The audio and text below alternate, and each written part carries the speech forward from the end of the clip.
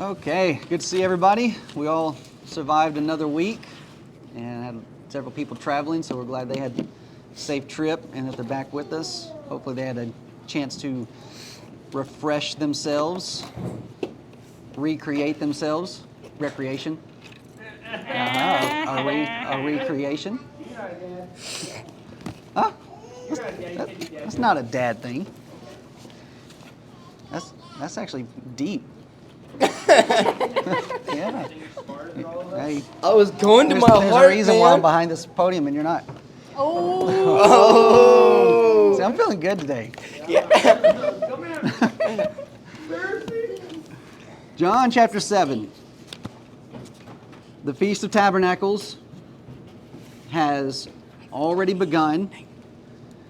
The people are in full anticipation as to whether Jesus is going to show up or not. Verse 12 and 13, where we ended last time, and how there was much murmuring among the people concerning him. For some said, he's a good man. Others said, nay, but he deceiveth the people. Howbeit no man spake openly of him for fear of the Jews. And we discussed how it is that this ruling class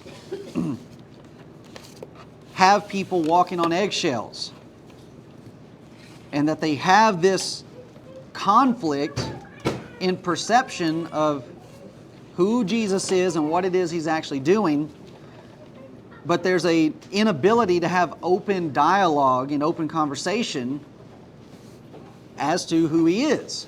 Well, let's just discuss this and let's get to the bottom of it. No, we can't do that. If these leaders find out that we're talking about these things, then we know the kind of things that they're going to try to do.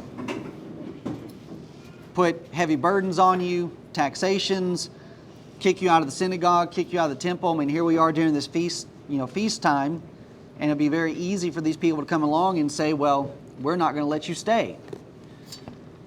So the very things that we have depicted for us in modern times, in modern literature, for example, and how it is that, for example, 1984, and how it is that there's so much surveillance and fear circulating amongst that, fictional society, and what that did to the people. That not only are they afraid of speaking certain things, but the surveillance was so much they were afraid of even thinking certain ways and certain things, lest they be found out and tortured and ultimately killed. That's what's going on here. Fiction works its way off of reality. And now, just look at the kind of stuff we have going on in our own country. The kind of surveillance and the kind of things that ends up happening to those that would openly speak their mind about certain elements, and you might have the FBI show up at your door. Oh, I was just what I was thinking was, that's actually what goes on in European societies from my observation with the soft communism in the form of socialism, is you can't even think like we would think here in America and express our thoughts. So right. That's years and years and years, and who was the last person who had their own thought right. over there. Yeah. We view all these things happening out in this other realm that we're talking about, but then people want to play this game as though, oh, well, that kind of stuff would never happen in religion. Nobody would be kicked out, cast out because of a certain view or certain way that they would think or doctrine that they would hold. I mean, Jordan shared it with me. It's made its rounds on social media about, and it's mainly denominational people, about how they would supposedly treat people. How should we treat people that leave our church, blah, blah, blah, this, that, and the other. And it's just like, if only that were really the way they behaved about it. This is the way. But in reality, they don't. And I have experienced it firsthand. You go into a setting like this, where you have people in charge, and they're in control, and they have a certain way of viewing and teaching and doing things, and then you try to come in and show something different, they will put hands on you. And the Baptists are some of the worst about it. They will be ready to get physical with you. And it's all about control. Well, this is our place. And you're not going to come in here and disrupt that. Did we see a little bit of that in January and February? With Mount Sinai? Yes. Okay, yeah. So even with our own brethren. So even with our own brethren in Tennessee and the Mount Zion congregation, Gilbert Goff in particular, because he's running the show there, the whole idea, well, we're done talking about this. And everybody just falls into line. And what happens if you're going to speak up about it? Well, we're going to start eyeballing you. We're going to make you feel uncomfortable to where you don't want to stay here. That kind of stuff happens. And it shouldn't.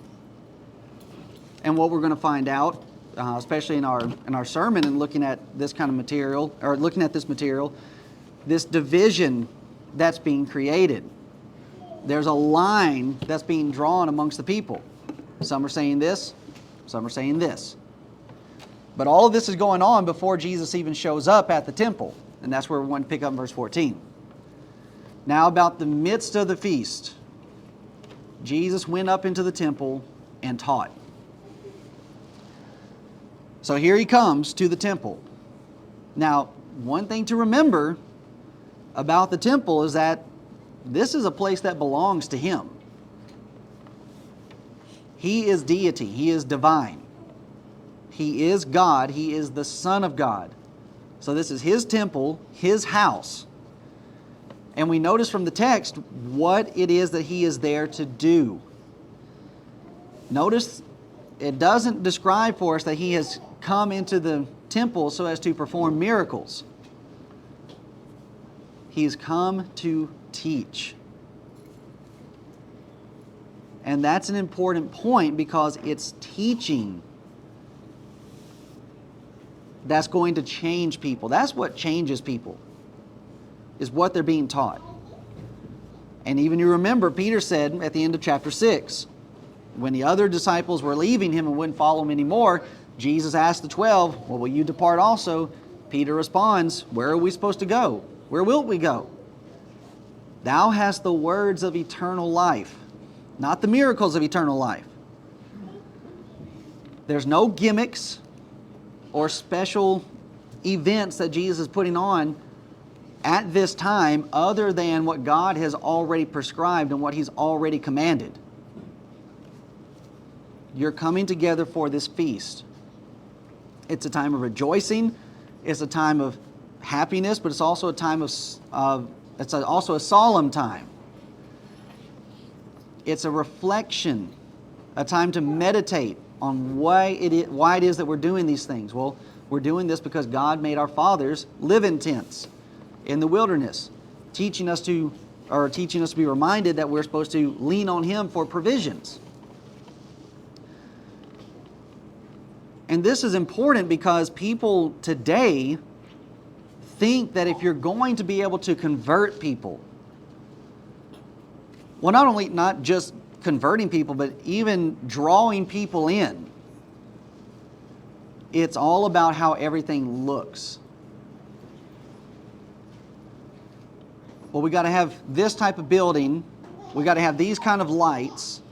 When we're together in our assembly, it's got to have, a certain type of look and certain type of feel about it if we're even going to be able to draw people in. But that's not how Jesus went about doing it. Jesus is just out in the wilderness. Jesus is just out in a desert place. And people are coming to him because they want to hear what he's got to say. Or I should say, some want to come and hear what he has to say. Some are there just for the show. And to a large degree, what is, part of what is creating this problem is the advancement in technology that we have. Now, I'm thankful for computers and PowerPoint and, all the different things that we're able to do so as to help make teaching and preaching a bit easier. But a lot of our society is getting too hung up on those things.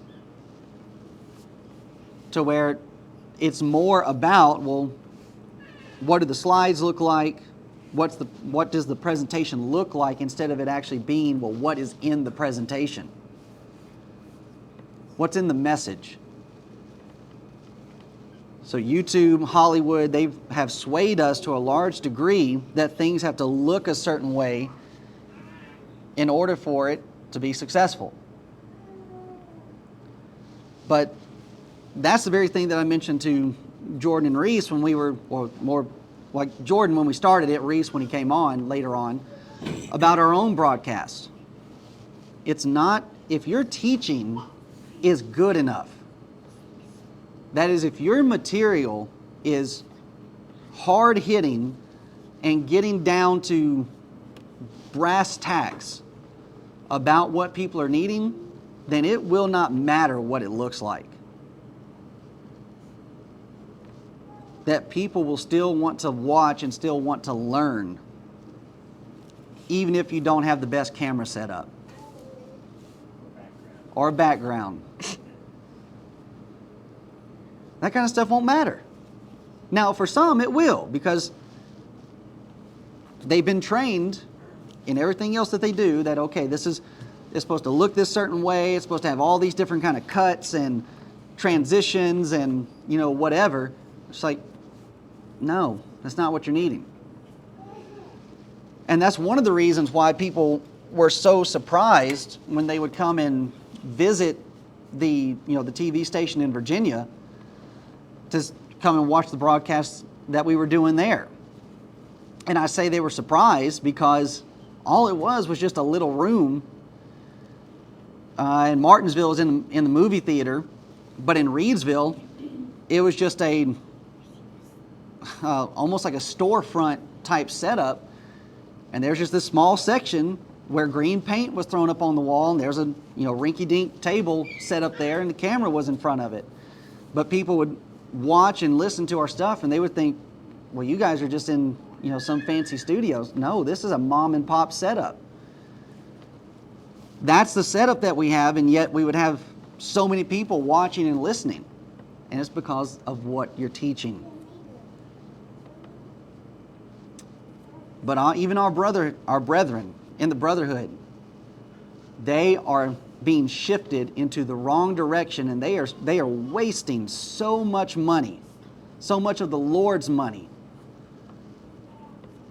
just so as to have things look a certain way. And they need to stop that. Because that's not what we're supposed to be using the Lord's money on.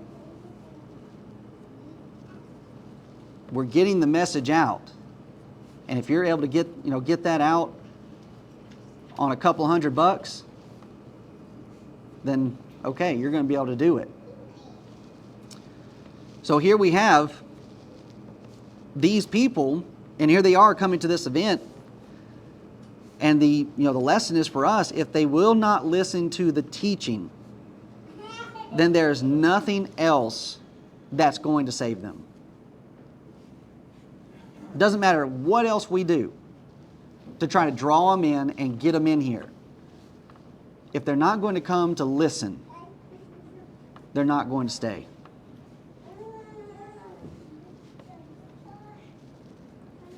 These people saw the miracles that Jesus performed, and they were still lost.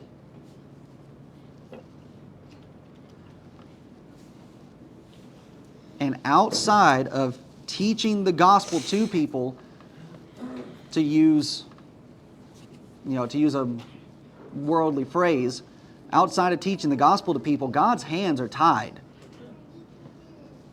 when it comes to His ability to save them. If they will not listen to His statutes, His commandments, to His judgments, if they will not listen to His word, there's nothing He can do. There's nothing we can do. And in going back into our Matthew study, that's the whole premise, that's the whole principle about the sower going out to sow seed and it landing on different soils, landing on the different hearts of the individuals. It landed on stony ground, but he just kept on sowing. It landed amongst thorns, but he just kept on sowing. And then it landed on good soil, on those good individuals. And fruit was going to be produced. As it was then, it's the case today. If they wanted to be saved, they had to follow his teaching, not his miracles.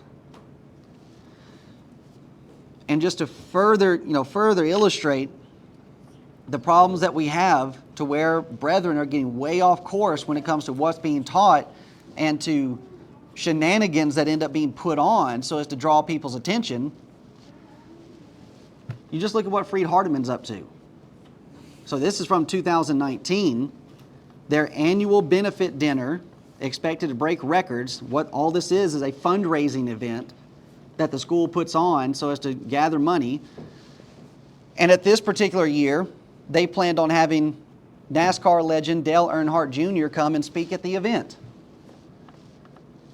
Okay, that's a great person to have come and speak at a Christian university. What's he going to talk about? I mean, you got the guy that spent most of his career driving the number 8 Budweiser car, coming to your school to speak to your students and your alumni and your board. What could he possibly have to say that is going to help promote Christianity? Not one single thing. Don't drink and drive. Right. Drink responsibly. This is the kind of stuff our brethren are doing. Now, the other side of this is a fundraising event for the school. Do you think only members of the church are coming to hear Dale Earnhardt Jr. speak? No. No. So what does that say about where they're getting their money? Getting it from anybody and everybody. So thus we have another fellowship problem outside of the multitude of ones that we've already faced, and that they're getting support and getting funds from the world. And it just gets even more ridiculous from there. They had Dale Earnhardt Jr. One year they had the Duck Dynasty guys come and give a speech. Tim Tebow was there one year to give a speech. And he's as denominational as they come. And yet that's the kind of people that you're using to raise funds. Yeah. So there again, it's just all about presentation. Not related. Right. Yeah, no relation. Well, actually, there could be. Where's the beards? Well, Jinx. I can't grow a beard, but some of the Robertson side is down there in Louisiana, and West Monroe is not that far from Texas, so there could be some. Family. But again, it's all about the presenter and not what they're presenting. Well, let's get this big name in here. Let's get this big name gospel preacher in here so he can teach for us and draw a crowd. Well, that ends up being the problem that the Jews have with Jesus in verses 15 and 16. The Jews marveled, saying, "How knoweth this man letters, having never learned?" Really? That's what you want to marvel about? That's what you're going to be amazed over? But this isn't the first time that Jesus has done something like this, is it? All right, where's the other? Okay, 12 years old, Jesus was already in the temple teaching and answering questions. So at 12 years old, he was already proving himself. But here's the question that they're asking. They had put themselves in such a high position that they saw themselves as being the standard. So the question that they're asking is, how knoweth this man letters having never learned? What they're actually saying is that, well, he didn't learn from us. He never sat under any of our teaching so as to learn what he needed. Wasn't that also said recently about certain people in this congregation standing up and... I'm going to get there. Sorry. No, that's good. But see, no, that's good. Apologize. Because because you're picking up application. We're looking at these events, and then we're looking at our daily lives and trying to figure out, okay, does that kind of stuff still go on today? Absolutely it does. So we'll get to that. So the question should not be, well, where did he go to learn? Where has he gone so as to learn all of this? What documentations, what letters does he have? What prestigious school has he been to so as to show that he's had some type of learning behind him? That's not what the question should be. The question should be instead, is what he is teaching true? Funny is it said again about the apostles in Acts. Yeah. About that. But then when Saul comes around, he was tutelage. That's right. So God uses that. Okay, well here you go. Here's somebody that was learned under Gamaliel or whatever. Yeah. And it just goes to show they really don't care. Well, then with Paul, he said too much learning made him mad. So Yeah, Felix. Yeah, Felix says that to Paul in court. So either way you try to go, they're never satisfied. Okay, we'll take fishermen and we'll present them before you. Well, they disrespected them because it says in Acts chapter 4 that they were unlearned men. Okay, you're not satisfied with that, then we'll give you Saul, we'll give you Paul. He sat at, under the feet of Gamaliel. He knows the law. Pharisee of the Pharisees, circumcised the 8th day, tribe of Benjamin. Knows what he's talking about. Now we don't like him either. And what it ultimately boils down to is that you just don't like the message. Well, let's get this guy in here. He'll do a better job presenting it. Doesn't matter about the presenter. You could have Jesus the Christ as your teacher, and people still would not listen.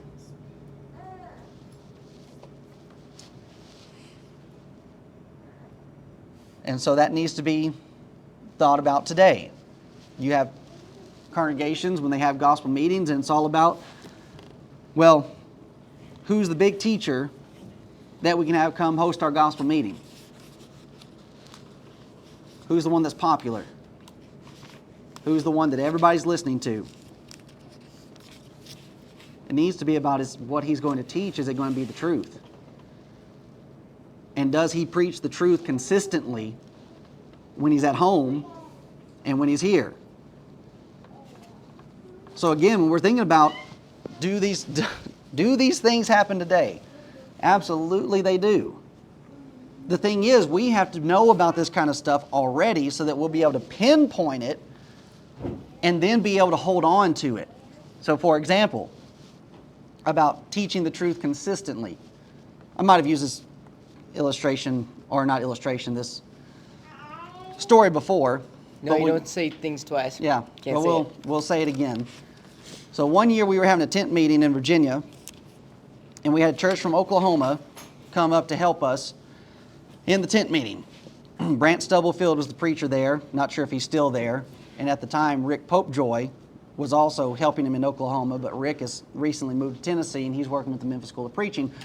But anyways, they show up to help us with door knocking and everything like that. And the very first day of door knocking, I wasn't preaching at the time. I was still a teenager.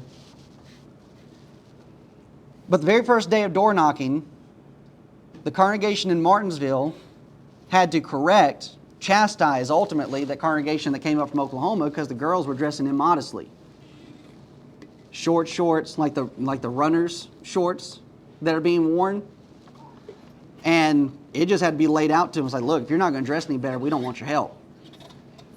So Brant took them all to Walmart so as to get them different clothing so that they'd be able to help in the door knocking.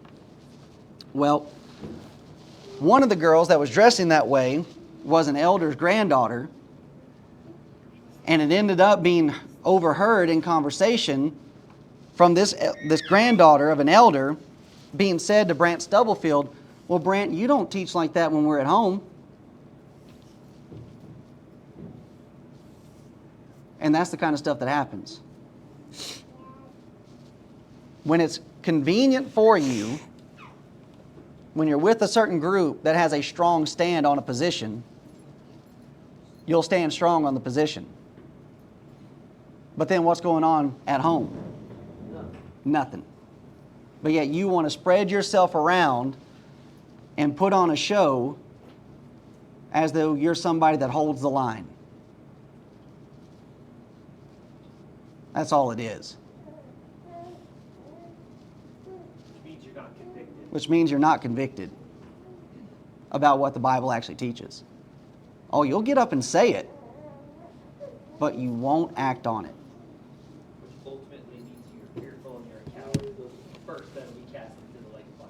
And that's the situation that we have going on here at Jerusalem.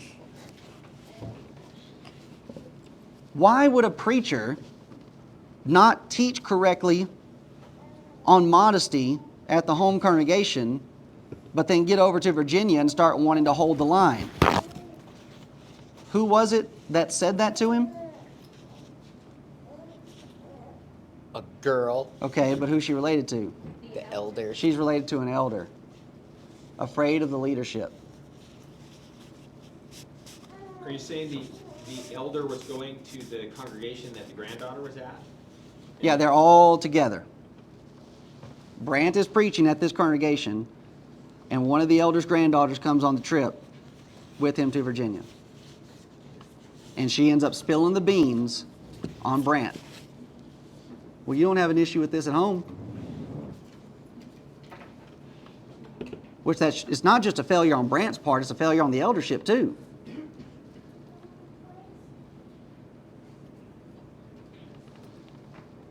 So when it comes to these kind of things, you may have the biggest preacher teacher out there, but that doesn't mean anything. But that's the mentality of our brethren. And then, just like with what Jamie said, to where you have Gilbert Goff trying to tear down Reese in the congregation here by saying in front of witnesses, well, I don't think Reese should be up there preaching. Number one, I don't remember asking you. And number two, who cares what you think? But what is it? Well, Reese hasn't had training. He's not been to school. See, that's that very mentality. Aren't we supposed to teach our members, our children, how to preach within the church? Yeah. We're supposed to learn them how to do this. So, in a weird way, I am kind of against the school systems, especially when there are elders and preachers that are already qualified to teach. So why do the children have to get shipped off somewhere to go to a school to be brainwashed into doing something else when you should be trained right within house? I think that's the way it's supposed to be within this local congregation, because we want to keep it local in order to be able to keep it going here. Why should we ship them off anywhere? Anyway, that's just one thing. I'm in shock that he would say that, because we don't really have an eldership here. Yeah. We don't really have any schools, but we have the Word of God right here in hand, and if we know how to use it, we can teach the youngsters.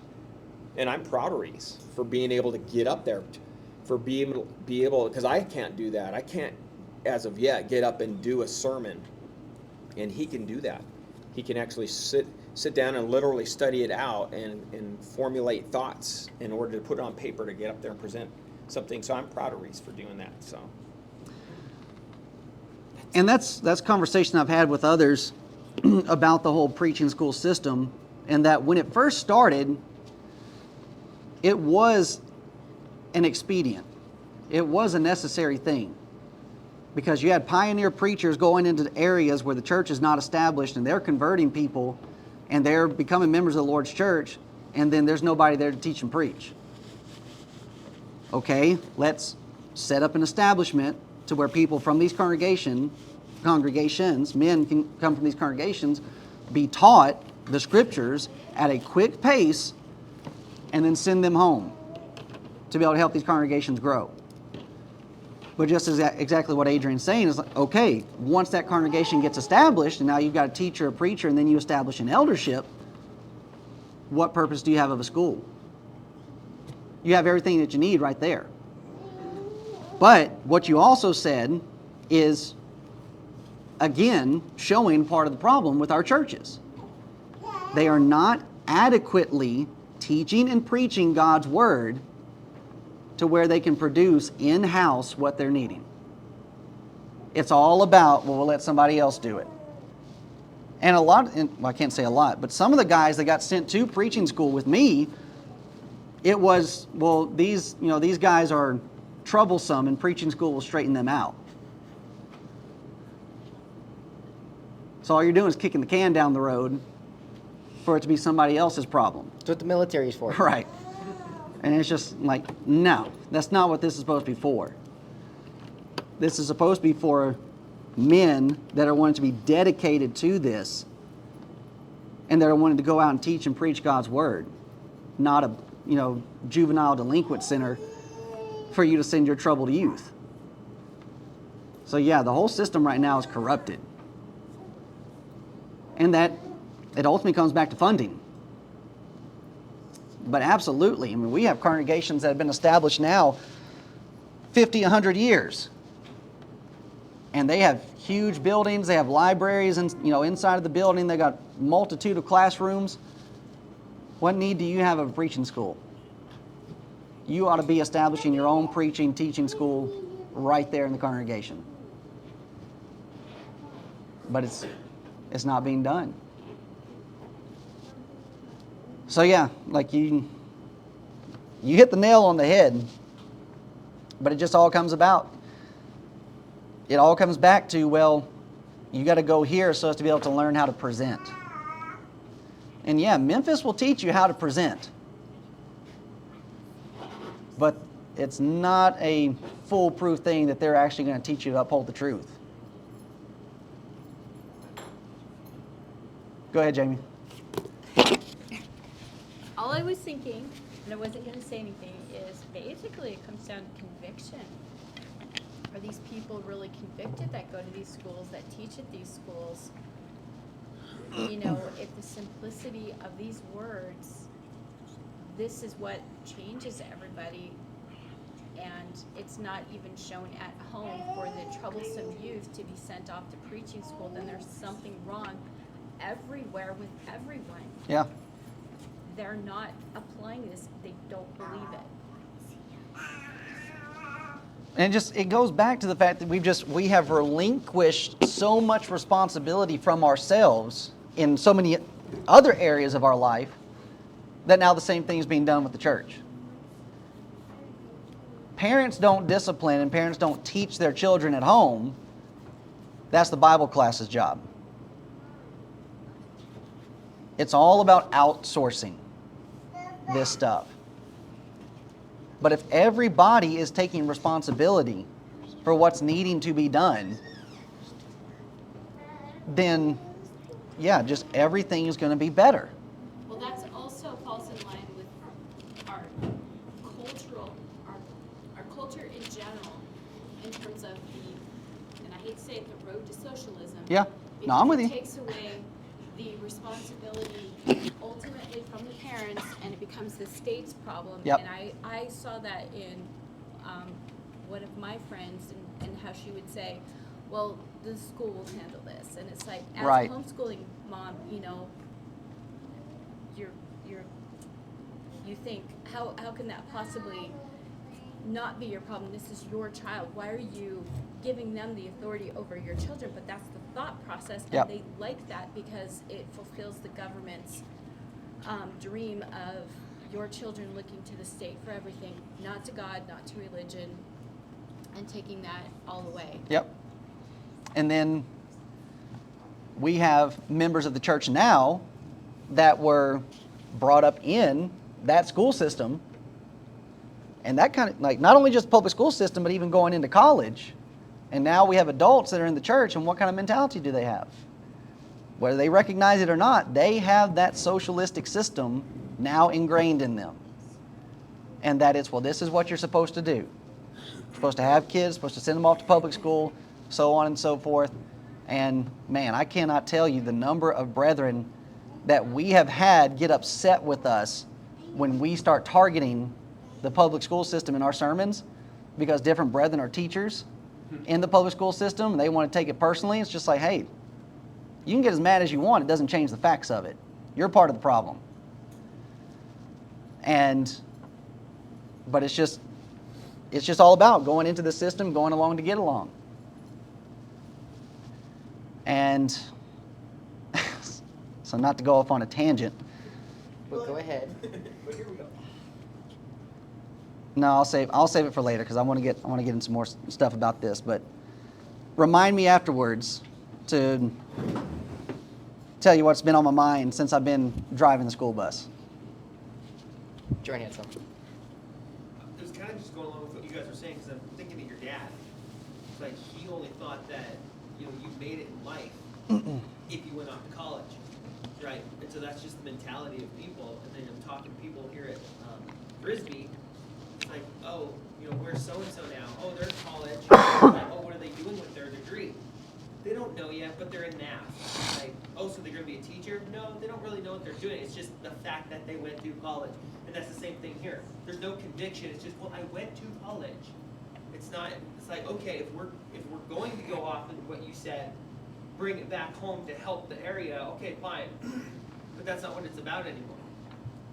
Yes, you. Yes, me what? That's, And most of the guys that end up going to these preaching schools, they don't go home. Because now you've got that document saying that, well, I came from the Memphis School of Preaching, so guess what that's just done? circuit. It's done put you in the circuit, and it's now put you in a position where you can go to a bigger congregation. So then it's all about money. So then it all comes back to paycheck.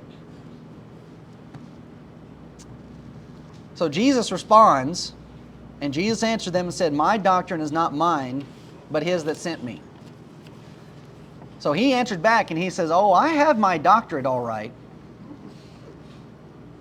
It's just not from you. It's not from your circles. It's not from how you teach things and how you do things. But his information and his teaching is from the one that sent me. And of course, this whole entire time, he is claiming to have been sent by God.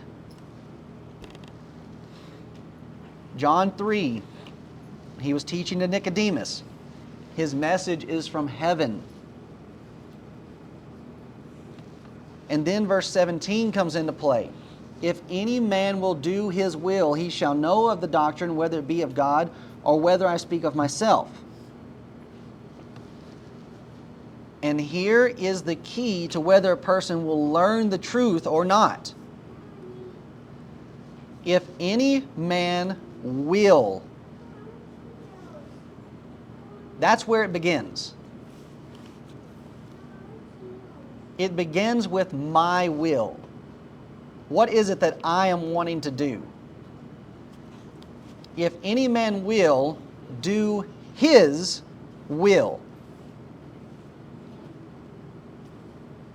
Every person needs to ask themselves, is it my will to do the will of God no matter what it is?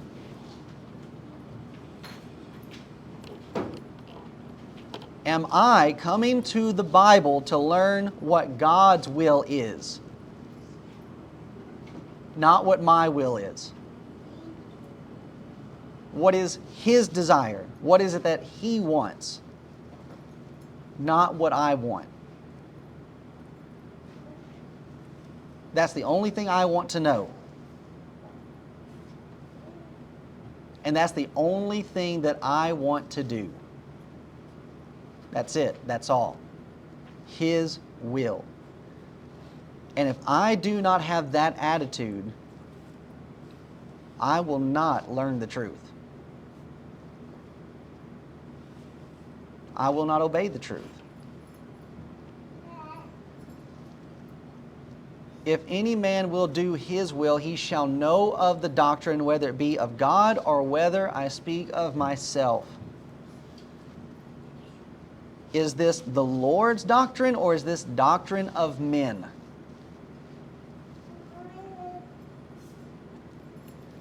And so going back to this whole presentation here about the messenger over the message. One of the best preachers and teachers that this country had in our more modern time was a little black preacher from the South. And why can I not remember his name? Nope. Junk. What was his name? Huh? Mm-mm. Martin Luther. I can see his face clear as day. I just cannot remember his name. Man. I should have put it in my notes. Should have wrote it down. Yep. Anyways, it'll come to me. But you listen to some Marshall Keeble, thank you. But you listen to some of his sermons on tape. He is not the best presenter. But if you're listening to what he's saying and the truth that's being presented and the illustrations that he uses, it's no wonder he was able to help people in obeying the gospel. And especially considering the time frame in which he was living, Jim Crow and everything like that was still in effect. And there was still a great, open racism throughout the South. But he didn't let that stop him. He preached to white folk just as he would to black folk. And he turned the South upside down. That's the kind of stuff that had the church growing. But our brethren have lost sight of that. Just coming down to this plain, simple message, nothing to do with the messenger, and then if people are going to submit. So then here's the key to the problem. All of that we discussed before about presentation and everything like that. Here's what's behind it. He that speaketh of himself seeketh his own glory. Why do we have a lot of brethren getting into preaching positions? You'll find more and more when push comes to shove, it's not because of a conviction to truth. It's not a sacrificing of their own will to do a will of God, but it's their own desires. It's their own glory. So here Jesus once again sets up the contrast. You can view Jesus' life and the method of his teaching, and it's crystal clear he's not doing this for his own personal gain. Because chapter 6, he just had a huge section of his disciples stop following him. So he's not in it for the numbers. He's not in it for the crowd. Because if he was, then he would definitely change his teaching, wouldn't he? Make it more favorable. Make it more easily digestible. The problem of the Jews, and so many today, is that they're seeking their own glory. The attaboys, the pats on the back. Oh, that was a beautiful presentation. Okay, that's all well and good. But what about what was taught is going to change your life?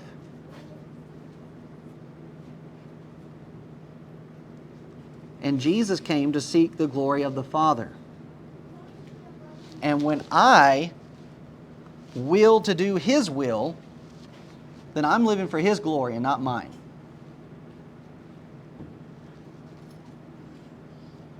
And this is a real problem for preachers, teachers, and elders.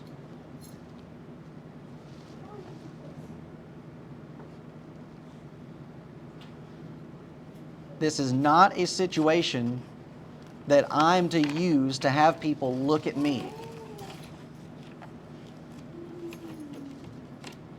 or for me to be glorified.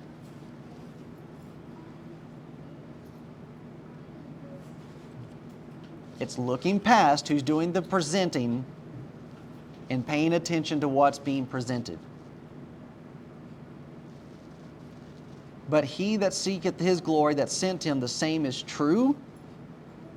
And notice, no unrighteousness is in him. Because when you start doing this for the purpose of seeking your own glory, what then ends up happening to the truth? It's lost. It ends up getting lost. And we're going to see that as they lay out some of their arguments to Jesus. The truth becomes perverted. The truth becomes manipulated and ultimately lost. For what purpose? For me to stay in my position. Well, I don't want to teach and preach on this because it might make this person upset. And more than likely, they won't leave, but they'll try to get me fired. So I'll keep my mouth shut on this topic.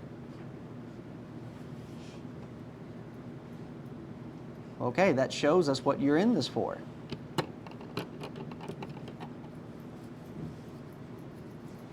You're just doing this to keep yourself fed, and then you keep your mouth shut on certain topics so as to keep yourself protected. And everybody suffers.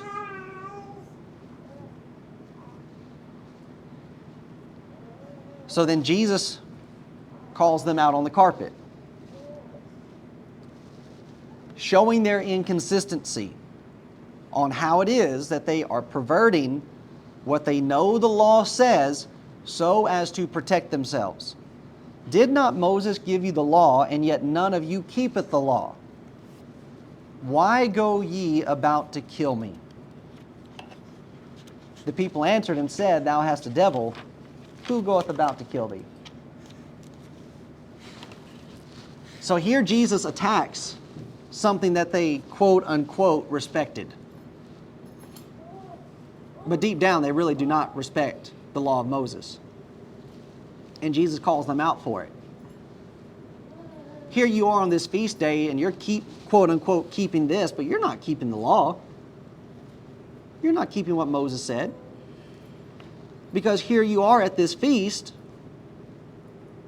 but it's not doing any good. Because Jesus knows what they're up to. Now, could be that some are raising this question because not everybody knows what the Jewish leaders are up to. But you know the Jewish leaders are involved in raising this question of deniability. Oh, you're mad. Nobody's going about to kill you. It's gaslighting. Deny and shift.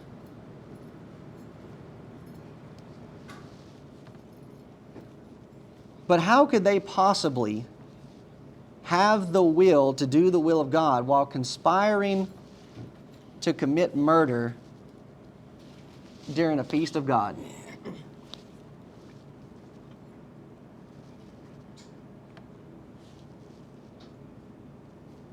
It's very disturbing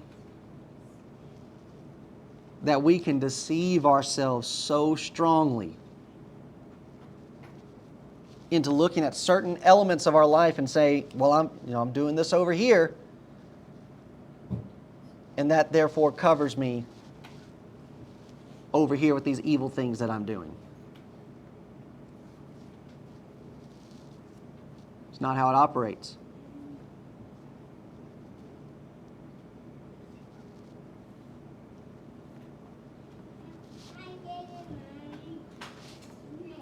And so the question we need to raise for ourselves as we're thinking about this crowd and looking at this crowd that Jesus is dealing with at this time,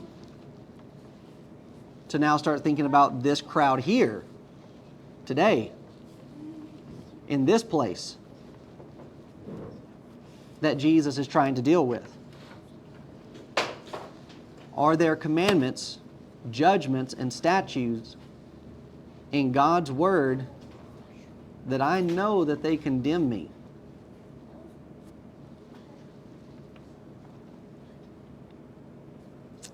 But I tell myself, I deceive myself that, well, I have the will to do His will.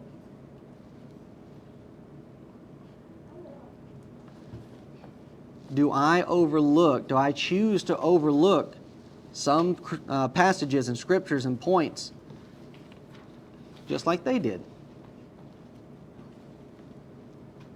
They knew that the law said not to kill, but they needed their own praise. They needed their own glory. And Jesus was a danger to that.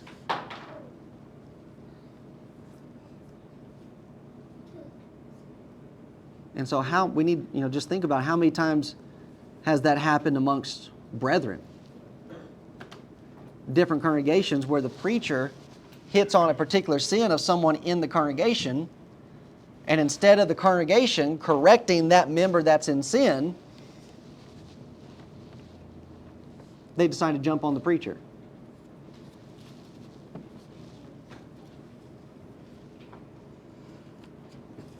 That kind of stuff happens all the time.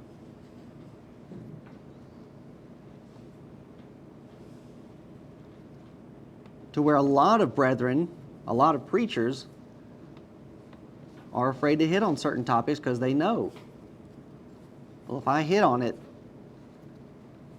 they'll ask me to leave. And I'm not supposed to cause trouble. I'm not supposed to stir the pot. I'm not supposed to rock the boat. What do you think Jesus is doing right here? Well, Jesus, we're gathered together and we're supposed to be having a good time, and buddy, you're a downer. Well, I'm sorry, but you need to be brought down. Because you're thinking that you're something when you're not.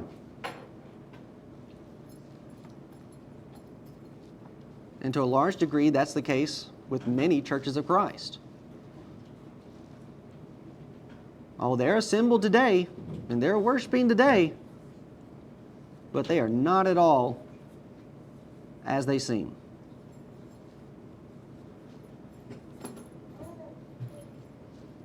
The word throughout this morning has been conviction. The word of the day.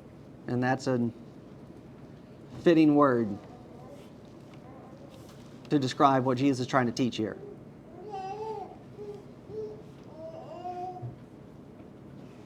You have got to be convicted to this. And in being convicted in this, you have to recognize not everybody's going to love you.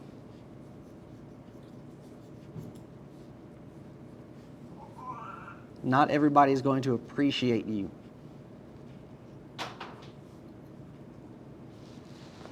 In verse 21, Jesus answered and said unto them, I have done one work, and ye all marvel.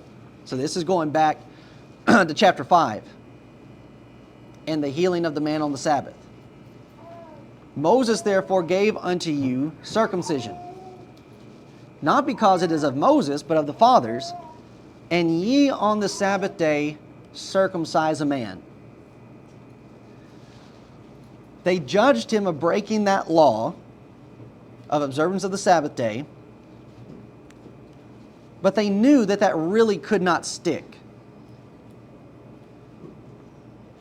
So then they shifted and they tried to heap an extra false charge on him by the fact that he blasphemed and made himself equal with God.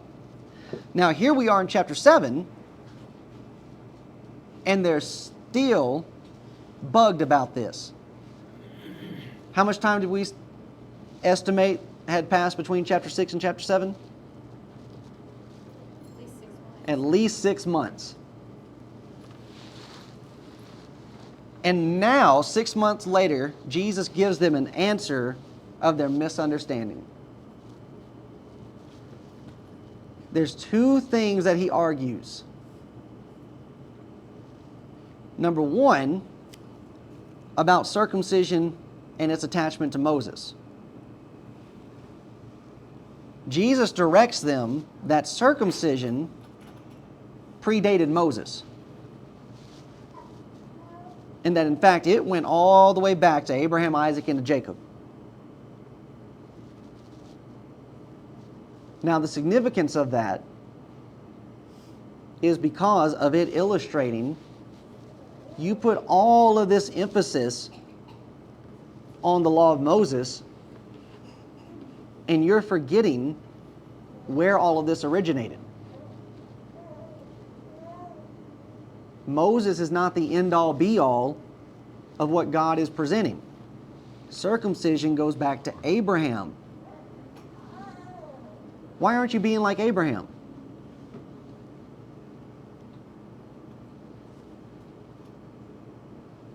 And thus he's bringing the message to them, you do not have the kind of faith that Abraham did.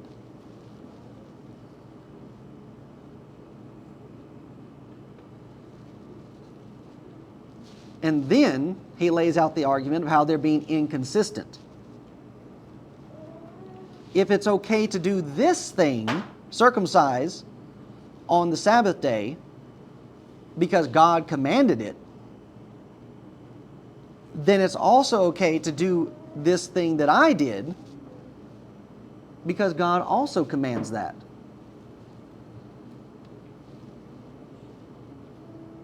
Doesn't God command that we're supposed to do good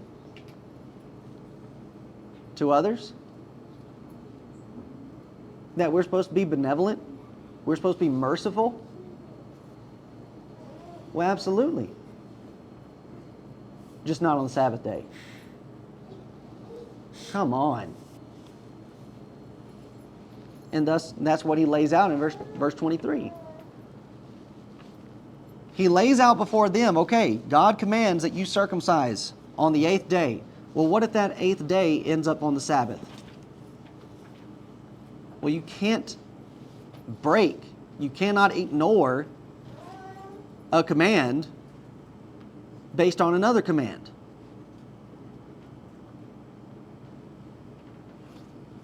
Thus, that would make God inconsistent. So what should that have been teaching them about the idea of not doing work on the Sabbath day? Is it talking about all work? No, it's not. If a man on the Sabbath day receives circumcision, that the law of Moses should not be broken. And that's the key to it. Am I keeping the law of God? Are you angry at me because I have made a man every whit whole on the Sabbath day? So it's okay for you to take something away from a man, but if I give something back to a man on the Sabbath day, I'm in trouble. And thus, the reason why we have John 7:24, judge not according to the appearance, but judge righteous judgment.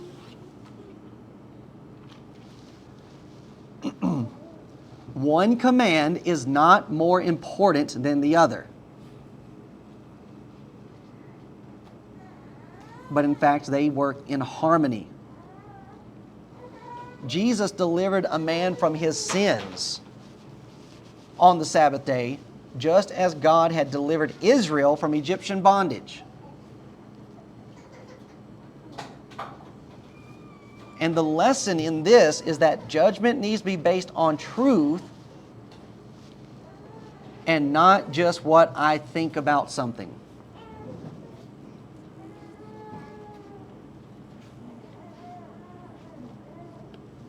So this is where I was wanting us to hold on to the whole discussion about men and long hair.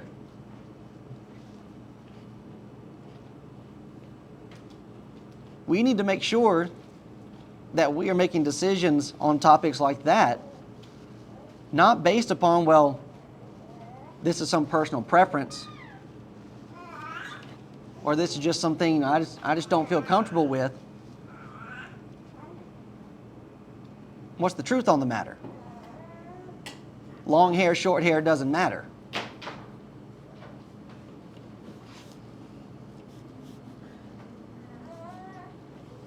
And so even with, and this is an area where a lot of brethren end up getting off track on certain things. I mean, we have our forbidding brethren, our anti-brethren, and that class of people that say, well, you know, you're all supposed to be eating one loaf.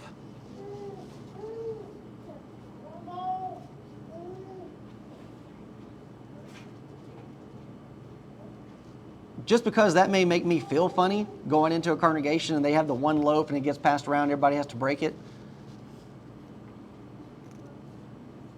that doesn't make a difference.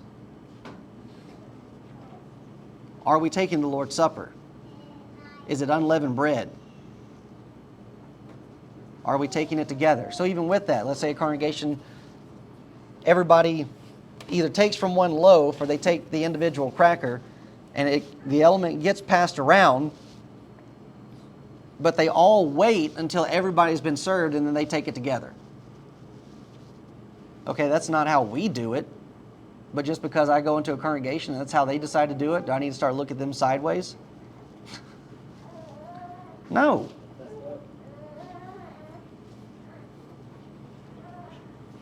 You're not changing the thing that's going on. But we have the tendency of doing that. Well, this isn't how we would normally do it. I mean, we would have some brethren get upset with us in the Danville congregation because we didn't have a Wednesday night assembly.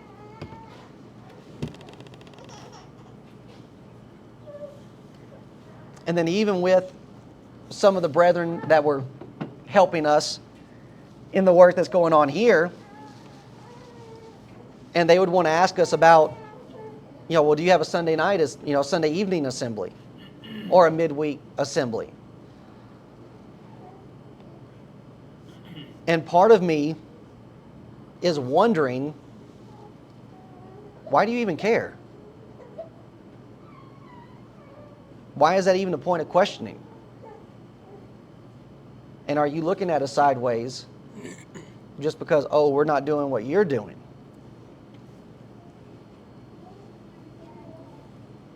But brethren, start doing that kind of stuff. If we're going to make judgments, we had better make sure that it's in alignment with truth. And not just because of some personal preference or some learned tradition. And it's in areas like that where unnecessary divisions and unnecessary arguments end up getting started. And just like with this situation and the Sabbath day. Should have never been an argument that started. But they're not judging, they're not making decisions based on the proper standard. What the law actually says to what they wanted the law to say. And to what they made the law say.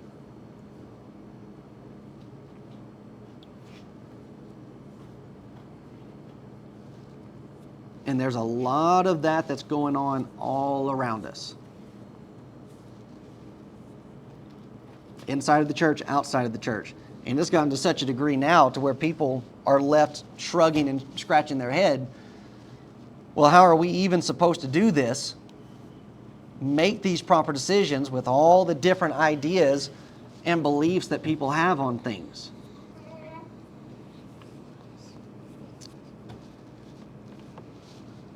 And that's where people need to go back to the source of why it is that people would teach different things that they're teaching. Everybody's trying to separate themselves from the next guy so they can stand out.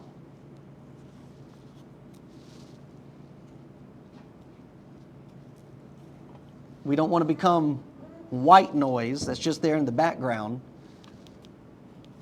that nobody's really listening to or paying attention to. So what's some new doctrine? What's some new thing that we can try to find that's been quote unquote revealed to us? That's dangerous ground.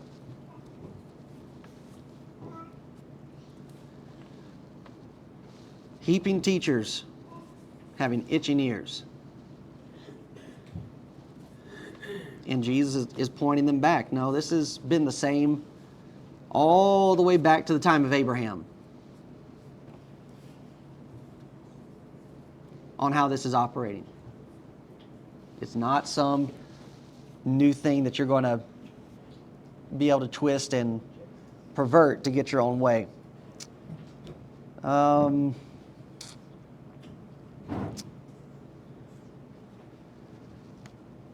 Okay, that's a good place to stick a pin and be able to pick up with 25 next time. And what they're going to present, then said some of them of Jerusalem, is not this he whom they seek to kill. So here we have some people raising the question, what are you talking about? Somebody's wanting to kill you.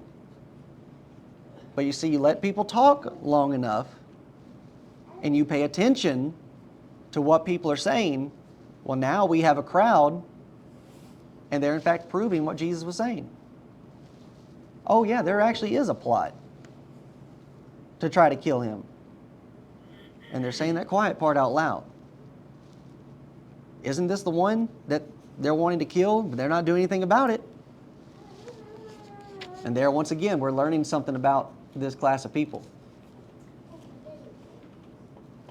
But we'll save that for next week. So any thoughts or comments up to 24? Can I just clarify with you right now? This is the Jews, the leaders, and the crowds of people, right? Right. That he's all talking to. So we're having all of that. Because it's referring to the people, and then it's referring to the Jews, and then the people also said that, you have a demon or whatever. Yeah. So I just wanted to clarify and make sure that that's what we're on. To where, yeah, you have this leader influence and it's seeping down into the crowd that's here for the feast. Very likely, even with some of his own disciples that left him in chapter 6. That they are so indignant with what he said to them in chapter 6 that they are already beginning to shift and to turn. And that's not that's not too far of a stretch considering what's ultimately going to end up happening to the 12. I mean, in fact, Jesus said in chapter 6, I've chosen you 12 and he has not one of you a devil. So all of this influence, yeah, there's influence from all sides. You've got Jesus trying to have his influence on the people, and then you have the Jewish leaders, and they're trying to have their influence on the people, and everybody's just kind of caught in the middle. But it still remains, everybody has to make their own decisions based on what the truth is. You know, one of the things that stands out with me is that this is, because of the way that the Jewish society is, this is their main focus. Yeah. This day and age, when you see everyone on their phones and everyone is so distracted with everything, can you imagine that the main focus would be on Jesus? Yeah. That'd be amazing.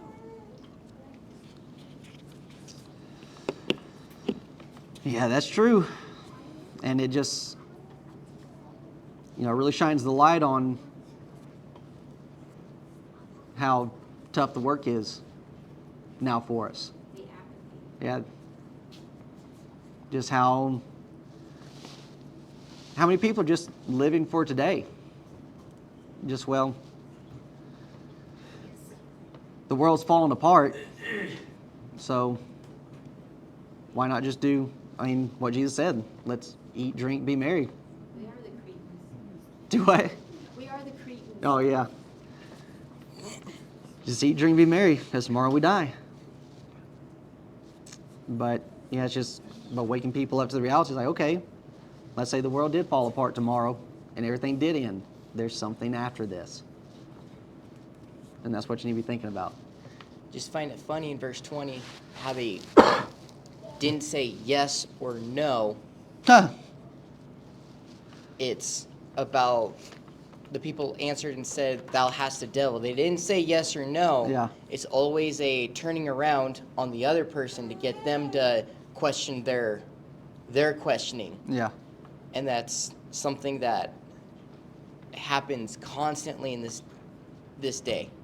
Like as we're learning in what the Jews are doing back then, we're seeing things that are happening today. It's never a yes or no answer. It's like, okay, I caught you doing something. Are you supposed to be doing that? Well, you don't know what I was doing just beforehand. Yeah. So it's just, But it's okay to sneak because Jesus did. yeah, Yeah. Yeah, the problem's never with them. yeah. The problem's always with somebody else. I just thought that was interesting. Yeah. So again, human behavior and what they're going to do, the kind of maneuvers they're going to try to make so as to keep from having to deal with their own transgressions. So what Emily was too, and she would do, what's this? That's the what's this behavior. Yeah, exactly. Let's shift focus, shift direction. All right. Anything else? What's this? All right, so we'll stick a pin there. 25.